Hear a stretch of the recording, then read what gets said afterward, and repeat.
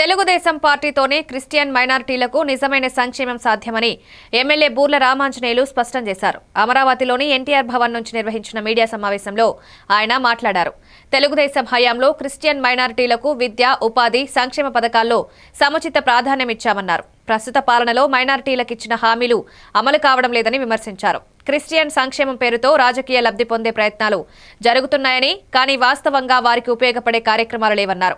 గతంలో టీడీపీ ప్రభుత్వం స్కాలర్షిప్లు, ఆర్థిక సహాయం, సంస్థలకు మద్దతు అందించిందని గుర్తు చేశారు.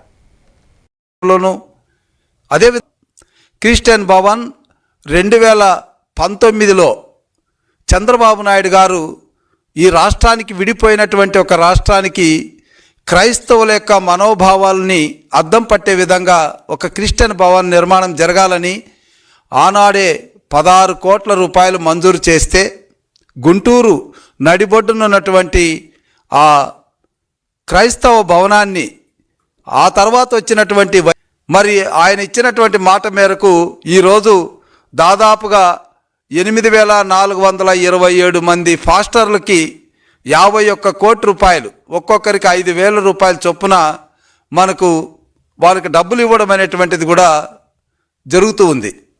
ఇంతేకాకుండా గతంలో మనం దాదాపుగా 3,563 మందికి 20 కోట్ల రూపాయలు ఖర్చు పెట్టాం సబ్సిడీలతో కూడినటువంటి రుణాలు.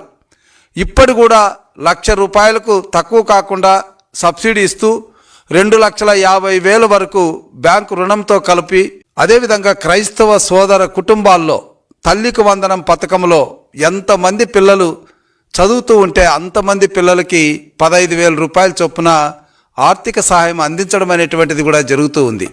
అంతేకాకుండా 3 సిలిండర్లు ఉచితంగా ఇవ్వడం, ఆర్టీసీ ప్రయాణాన్ని ఉచితం చేయడం,